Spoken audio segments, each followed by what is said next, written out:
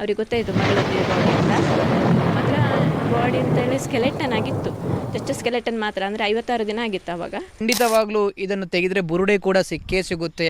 ಇಲ್ಲಿಗೆನೆ ನಿಂತು ಹೋಗಬೇಕು ರಾಜಕಾರಣಿಗಳ ಪುಂಡಾಟ, ಈ ಸೋ ಕಾಲ್ಡ್ ಸ್ಯಾಟಲೈಟ್ ಮಾಧ್ಯಮಗಳ ನಾಟಕ.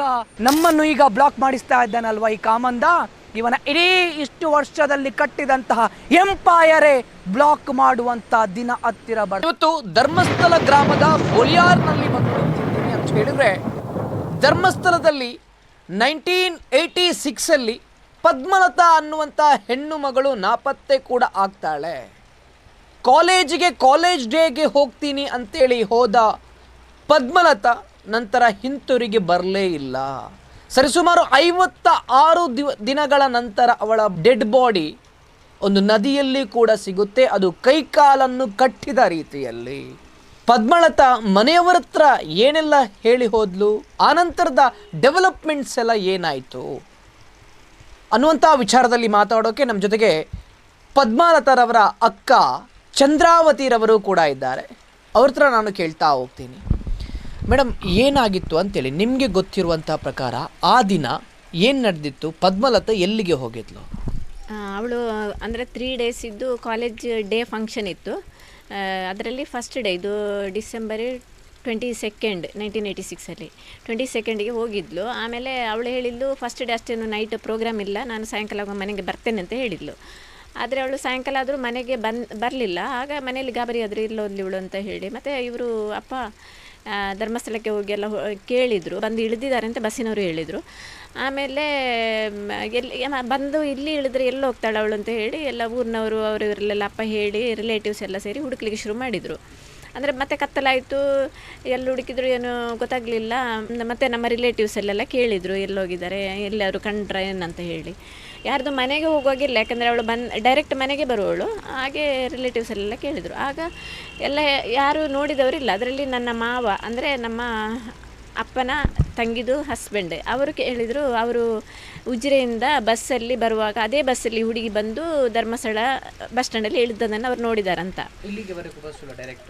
ಬಸ್ ಡೈರೆಕ್ಟ್ ಬಸ್ ಇಲ್ಲ, ಇಲ್ಲ. ಉಜಿರೆಯಿಂದ ಧರ್ಮಸ್ಥಳಕ್ಕೆ ಬಸ್ ಇರೋದು. ಧರ್ಮಸ್ಥಳದಲ್ಲಿ ಬಂದು ಇಳಿದು ಇದು ಜೀಪ್ ಬರಬೇಕು. ಆ ಟೈಮಲ್ಲೆಲ್ಲ ಇಲ್ಲಿ ಮಡ್ ರೋಡು, ಹಾಗೆ ಜೀಪು ಕೂಡ ಜಾಸ್ತಿ ಜೀಪ್ ಇಲ್ಲ. ಆದರೆ ಈ ಮಕ್ಕಳು ಬರುವ ಟೈಮಿಗೆ ಜೀಪ್ ಇರ್ತದೆ.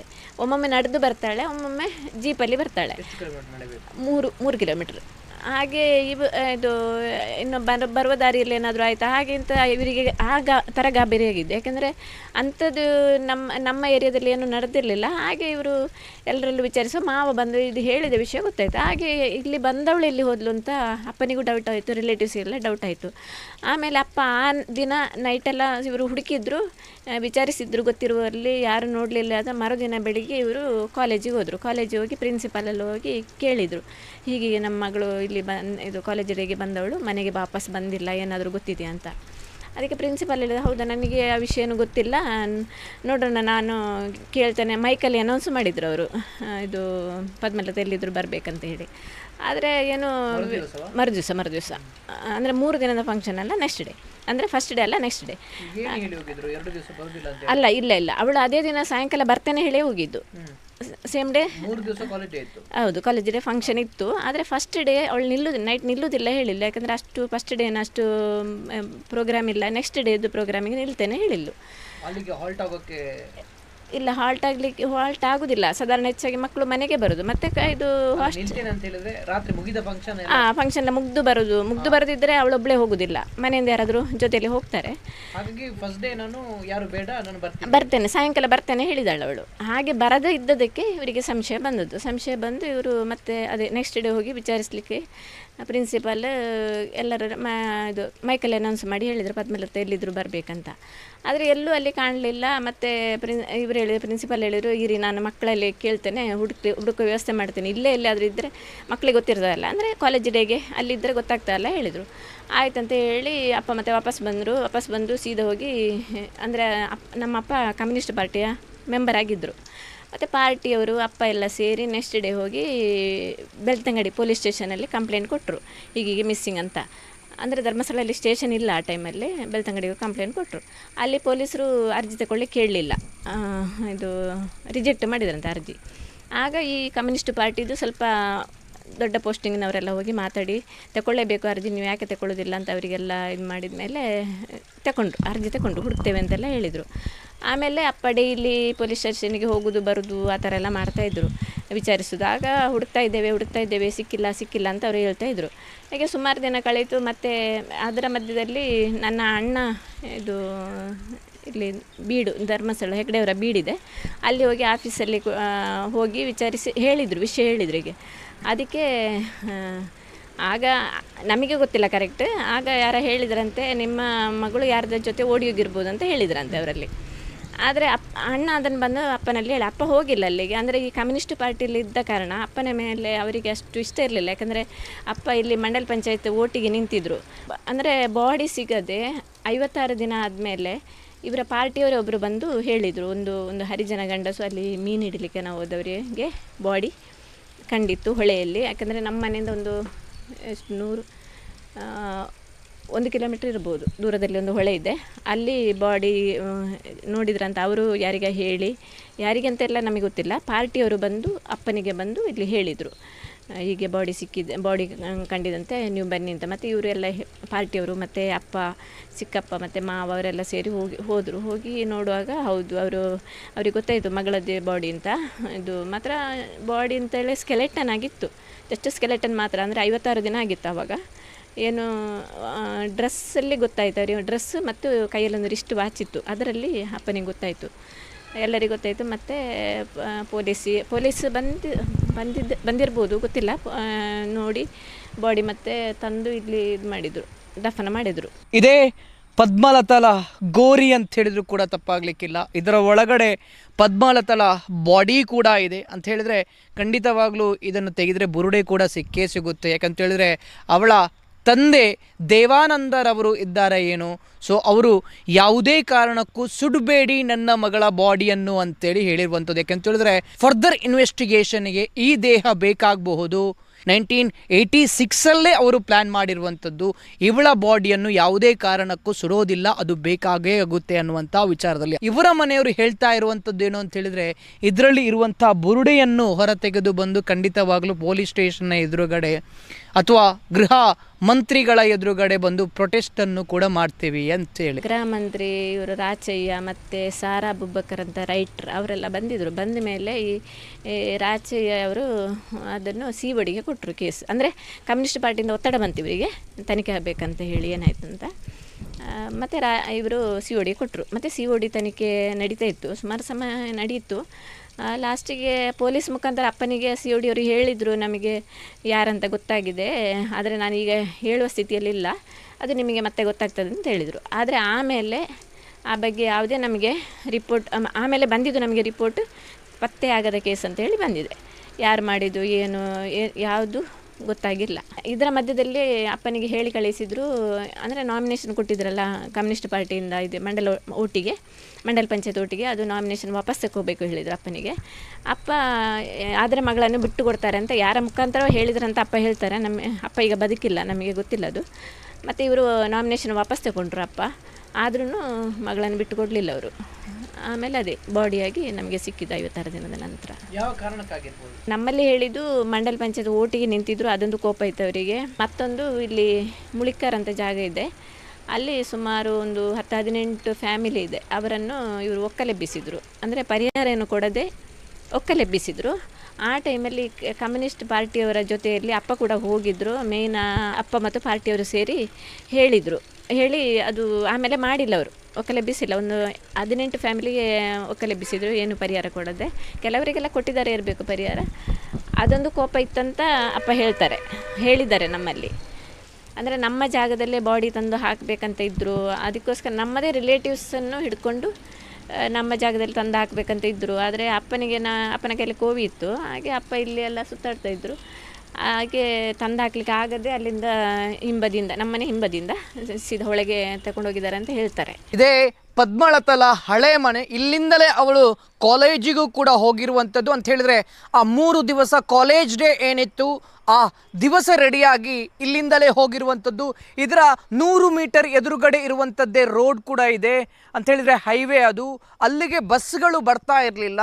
ಪದ್ಮಲತಾ ಏನು ಮಾಡಿದ್ಲು ಅಂತ ಹೇಳಿದರೆ ಕಾಲೇಜ್ ಡೇಯನ್ನು ಮುಗಿಸಿ ಧರ್ಮಸ್ಥಳದವರೆಗೆ ಬಸ್ಸಿನಲ್ಲಿ ಬರ್ತಾಳೆ. ನಂತರ ನಡೆದುಕೊಂಡು ಸರಿಸುಮಾರು 3 ಕಿಲೋಮೀಟರ್ ತನ್ನ ಮನೆಗೆ ಬರುವಂತಹ ಸಮಯದಲ್ಲಿ ಕಿಡ್ನ್ಯಾಪ್ ಮಾಡಿ, ಇದರಲ್ಲಿ ಧರ್ಮಸ್ಥಳ ಕಾಲೇಜಿನ ಪ್ರಿನ್ಸಿಪಾಲ್ ಕೂಡ ಭಾಗಿಯಾಗಿದ್ದಾರೆ ಅನ್ನುವಂಥ ವಿಚಾರದಲ್ಲಿ ಜನರು ಕೂಡ ಮಾತಾಡುವಂಥದ್ದು. ಅಂದರೆ ಹೆಗಡೆ ಅವರದ್ದೇ ಇದಿತ್ತು, ಅಂದರೆ ಕಾಲೇಜ್ ಅವರದ್ದು. ಆಗ ಅವರದ್ದೇ ಒಂದು ಸ್ಟೂಡೆಂಟ್ ಇರುವಾಗ ಅವರು ಇಂಟ್ರೆಸ್ಟ್ ತಗೊಂಡು ಅವರು ತುಂಬ ಪವರ್ಫುಲ್ ವ್ಯಕ್ತಿ. ಹಾಗೆ ಅವರು ಹೇಳ್ತಿದ್ರೆ ಇದು ಕೇಸ್ ಬಹುಶಃ ತನಿಖೆ ಆಗ್ತಿತ್ತು. ಆದರೆ ಆ ಟೈಮಲ್ಲಿ ಅವರು ಅಂಥದಕ್ಕೆಲ್ಲ ಟ್ರೈ ಮಾಡಲಿಲ್ಲ.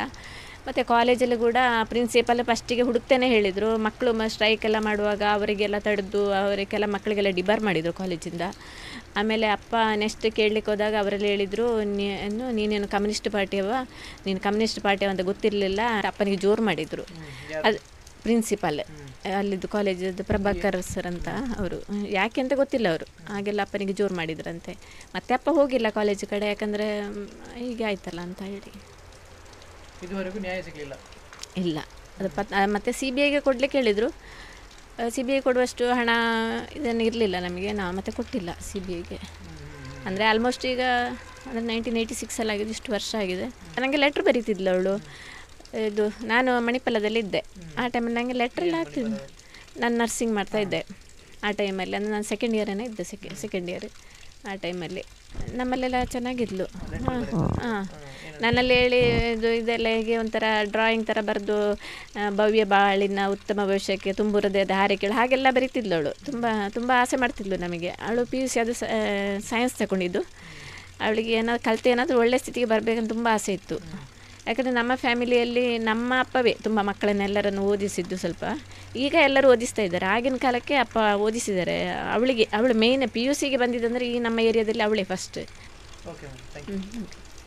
ಇದಿಷ್ಟು ಪದ್ಮಲತರ ಅಕ್ಕ ಕೂಡ ಮಾತಾಡುವಂತಹ ಮಾತು ಅಂತ ಹೇಳಿದ್ರೆ, ಅವಳನ್ನು ಕಿಡ್ನ್ಯಾಪ್ ಮಾಡೋಕೆ ಯಾರೆಲ್ಲ ಸಹಕಾರ ಮಾಡಿದ್ರು, ಅಥವಾ ಅವಳ ಡೆಡ್ ಬಾಡಿಯನ್ನು ತಂದು ನದಿಗೆ ಹಾಕೋಕೆ ಯಾರೆಲ್ಲ ಸಹಕಾರ ಮಾಡಿದ್ರು, ಅವರು ಇದ್ದಾರೆ ಅನ್ನುವಂಥ ವಿಚಾರದಲ್ಲಿ ಈಗಲೂ ಹೇಳ್ತಾ ಇದ್ದಾರೆ.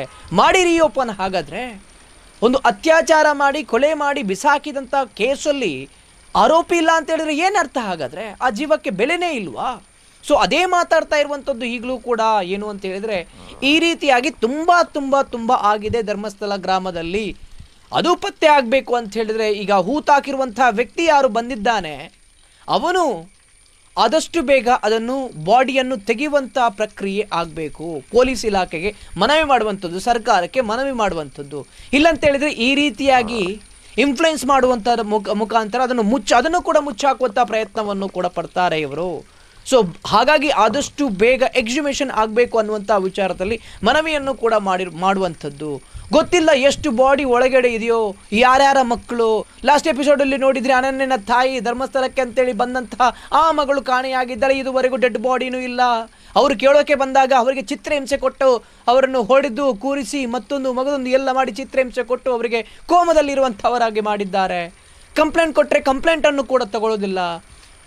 ಪ್ರತಿಯೊಂದು ಜೀವಕ್ಕೂ ಕೂಡ ಬದುಕುವಂಥ ಹಕ್ಕಿದೆ. ಎಲ್ರಿಗೂ ಕೂಡ ನ್ಯಾಯ ಸಿಗಲೇಬೇಕು, ಇವನ್ ಪದ್ಮಲತಳಿಗೂ ಸೇರಿ. ಪದ್ಮಲತಳ ಅಕ್ಕ ಕೂಡ ಹೇಳಿದಾಗೆ ನಿಡ್ಲೆಯ ನದಿಯಲ್ಲಿ ಪದ್ಮಲತಳ ದೇಹ ತಂದು ಹಾಕಿದ್ರು ಅನ್ನುವಂಥ ವಿಚಾರದಲ್ಲಿ, 2 ಕೈಯನ್ನು ಕೂಡ ಕಟ್ಟಿದ್ರು, 2 ಕಾಲನ್ನು ಕೂಡ ಕಟ್ಟಿದ್ರು ಅನ್ನುವಂಥ ವಿಚಾರದಲ್ಲಿ ಮೂಲಗಳ ಮಾಹಿತಿಯ ಪ್ರಕಾರ ಅವಳಿಗೇನು ತಲೆ ಸುತ್ತು ಬಂದಿತ್ತು. ಅವಳನ್ನು ಡಾಕ್ಟರ್ ಹತ್ರನೂ ಕೂಡ ಕರೆದುಕೊಂಡು ಹೋಗಿದ್ರು. ಅಲ್ಲಿಂದ ಅವಳನ್ನು ಕಿಡ್ನಾಪ್ ಮಾಡಿದ್ರು. ಅದಕ್ಕೆ ಒಂದಷ್ಟು ಜನ ಸಹಕಾರವನ್ನು ಕೂಡ ಮಾಡಿದ್ರು. ತನ್ನ ಮನೆಯ ನೇಬರ್ಸ್ ಅನ್ನುವಂಥ ವಿಚಾರದಲ್ಲಿ ನಮಗೆ ಸಿಕ್ಕಿರುವಂಥ ಮಾಹಿತಿ. ನಂತರದಲ್ಲಿ ಕಾಡಿನಲ್ಲಿ ಕೂಡ ಅವಳ ದೇಹವನ್ನು ಬಿಸಾಡಿದ್ರು. ಒಬ್ಬ ವ್ಯಕ್ತಿ ಕೂಡ ನೋಡಿದ್ದ, ಅವನು ಮನೆಗೆ ಕೂಡ ಹೋಗಿ ಹೇಳಿದ್ದ. ಆದರೆ ಮನೆಯವರು ಏನು ಹೇಳಿದ್ರು ಅಂತ ಹೇಳಿದ್ರೆ, ಇದರ ಬಗ್ಗೆ ಎಲ್ಲ ನೀನು ಮಾತಾಡಬೇಡಪ್ಪ ಅಂತೇಳಿ ಹೇಳಿದರು. ನೆಕ್ಸ್ಟ್ ಡೇ ಬರುವಾಗ ಅಲ್ಲಿ ಬಾಡಿ ಇರಲಿಲ್ಲ. ನಂತರದಲ್ಲಿ ಅವಳ ಬಾಡಿ ಪತ್ತೆ ಆಗಿರುವಂಥದ್ದು ಇದೇ ನಿಡ್ಲೆಯ ನದಿಯಲ್ಲಿ ಅಂತ ಹೇಳಿದ್ರು ಕೂಡ ತಪ್ಪಾಗಲಿಕ್ಕಿಲ್ಲ. 56 ದಿನಗಳ ನಂತರ 56 ದಿನಗಳ ಕಾಲ ಯಾವ ರೀತಿಯಾಗಿ ಇವರುಗಳು ಅವಳನ್ನು ಬೇಕಾದಾಗೆ ಅನುಭವಿಸಿರಬೇಡ ಅನ್ನುವಂಥ ವಿಚಾರದಲ್ಲಿ ಯೋಚನೆಯನ್ನು ಮಾಡಿ, ನಮಗೆ ಮಾಹಿತಿ ಸಿಕ್ಕಿರೋ ಪ್ರಕಾರ ದಣಿಗಳ ತಮ್ಮ ಚಿಕ್ಕ ದಣಿ ಕೂಡ ಯೂಸ್ ಮಾಡಿದ್ದ. ಮೊದಲಿಗೆ ಅವನೇ ಕರ್ಕೊಂಡು ಹೋಗಿರುವಂಥದ್ದು. ಪ್ರಿನ್ಸಿಪಾಲ್ ಕೂಡ ಶಾಮೀಲಾಗಿದ್ರು. ನಂತರ ಅವನನ್ನು ಕೆಲಸದವರು ಬೇಕಾದಾಗೆ ಉಪಯೋಗಿಸಿ ಇಲ್ಲಿ ತಂದು ಕೊಂದು ಬಿಸಾಡಿರುವಂಥದ್ದು ಅನ್ನುವಂಥ ವಿಚಾರದಲ್ಲಿ ಎಷ್ಟು ಕ್ರೂರ ವ್ಯಕ್ತಿಗಳು ಇದ್ದಾರೆ ಈ ಧರ್ಮಸ್ಥಳ ಗ್ರಾಮದಲ್ಲಿ ಅಂತೇಳಿ ಯೋಚಿಸಿ. ಪದೇ ಪದೇ ನಾನು ಹೇಳ್ತಾ ಇದ್ದೀನಿ, ಧರ್ಮಸ್ಥಳ ಗ್ರಾಮ ಅನ್ನುವಂಥದ್ದು ಈ ಪ್ರಜಾಪ್ರಭುತ್ವ ರಾಷ್ಟ್ರದಲ್ಲಿ ಇದೆಯೋ ಅಥವಾ ಅದಕ್ಕೆ ಒಂದು ಸಪ್ರೇಟ್ ಕಾನೂನು ಅಂತೇಳಿ ಯಾವ ಮೀಡಿಯಾಗಳು ಕೂಡ ಮಾತಾಡ್ತಾ ಇಲ್ಲ. ಈ ಬುರುಡೆಗೆ ಪ್ರಕರಣದ ಬಗ್ಗೆ ಯಾವ ಮೀಡಿಯಾಗಳು ಮಾತಾಡ್ತಾ ಇಲ್ಲ, ಸುಮ್ಮನೆ ಕೂತಿದೆ. ಯಾವ ರಾಜಕಾರಣಿಗಳು ಮಾತಾಡ್ತಾ ಇಲ್ಲ, ಸುಮ್ಮನೆ ಕೂತಿದ್ದಾರೆ. ನಿರಂತರವಾಗಿ 12 ವರ್ಷದಿಂದ ಹೋರಾಟ ಮಾಡ್ತಾ ಇದ್ದಾರೆ, ಸೌಜನ್ಯಗೆ ನ್ಯಾಯ ಸಿಗಬೇಕು ಅಂತೇಳಿ. ಯಾವನು ಕೂಡ ಮಾತಾಡ್ತಾ ಇಲ್ಲ, ಯಾವನಿಗೂ ಕೂಡ ಬಾಯಿ ಬರ್ತಾ ಇಲ್ಲ. ಹಾಗಾದ್ರೆ ಇವರು ತನ್ನ ಎಂಜಲು ಕಾಸಿಗೋಸ್ಕರ ಬದುಕುವಂತ ಗಿರಾಕಿಗಳು ಅಷ್ಟೇ. ಈಗಲಾದ್ರೂ ಮಾತಾಡಲೇಬೇಕು, ಇಲ್ಲ ಅಂತ ಹೇಳಿದ್ರೆ ಜನಗಳು ಎದ್ದು ಮಾತಾಡಿಸ್ತಾರೆ. ಎಂಜಲು ಕಾಸಿಗೋಸ್ಕರ ನೆಕ್ಕುವಂಥದ್ದು ನಿಲ್ಲಿಸಿ. ಇಲ್ಲಿಗೇನೆ ನಿಂತು ಹೋಗಬೇಕು ರಾಜಕಾರಣಿಗಳ ಪುಂಡಾಟ. ಈ ಸೋ ಕಾಲ್ಡ್ ಸ್ಯಾಟಲೈಟ್ ಮಾಧ್ಯಮಗಳ ನಾಟಕ ಪ್ರಕರಣದ ಬಗ್ಗೆ ಮಾತಾಡೋಕೆ ಏನಾದರೂ ಲೀಗಲ್ ಆಗಿ ಮಾತಾಡೋಕೆ ಶುರು ಮಾಡಿದರೆ ನೋಟಿಸ್ ಮೇಲೆ ನೋಟಿಸ್ ಕೊಟ್ಟು ಚಾನಲನ್ನೇ ಬ್ಲಾಕ್ ಮಾಡಿಸ್ತಾ ಇದ್ದಾರೆ. ಏನಿದು ಅರ್ಥ? ಇಂಟರ್ ಆರ್ಡ್ರನ್ನು ಫೈನಲ್ ಆರ್ಡರ್ ಅಂತ ಹೇಳಿ ತೆಗೆದುಕೊಂಡು ಬಂದು ಚಾನಲನ್ನು ಬ್ಲಾಕ್ ಮಾಡಿಸ್ತಾರೆ ಅಂತ ಹೇಳಿದ್ರೆ ಯೋಚನೆ ಮಾಡಿ ಎಲ್ಲಿವರೆಗೆ ಬಂದು ಮುಟ್ಟಿದೆ ನಮ್ಮ ವ್ಯವಸ್ಥೆ ಅನ್ನುವಂಥದ್ದು. ನಮ್ಮನ್ನು ಈಗ ಬ್ಲಾಕ್ ಮಾಡಿಸ್ತಾ ಇದ್ದಾನಲ್ವ ಈ ಕಾಮಂದ, ಇವನ ಇಡೀ ಇಷ್ಟು ವರ್ಷದಲ್ಲಿ ಕಟ್ಟಿದಂತಹ ಎಂಪೈರೇ ಬ್ಲಾಕ್ ಮಾಡುವಂತ ದಿನ ಹತ್ತಿರ ಬರ್ತಾ ಇದೆ. ಪ್ರತಿಯೊಂದು ಆತ್ಮನು ಧರ್ಮಸ್ಥಳದಲ್ಲಿ ಎದ್ದು ನಿಂತಿದೆ. ಪದ್ಮಲತಾ, ವೇದವಲ್ಲಿ, ಆನೆಮಾವುತ, ಸೌಜನ್ಯ ಎಲ್ಲ ಆತ್ಮಗಳು ಕೂಡ ಎದ್ದು ನಿಂತಿದೆ. 100 ಆತ್ಮಗಳು ಕೂಡ ಎದ್ದು ನಿಂತಿದೆ. ಈ ಪ್ರಕರಣಕ್ಕೆ ನ್ಯಾಯ ಸಿಗದೇ ಇದ್ದಲ್ಲಿ ಜನಗಳೇ ನ್ಯಾಯ ಪಡೆದುಕೊಳ್ತಾರೆ, ಅದು 100%.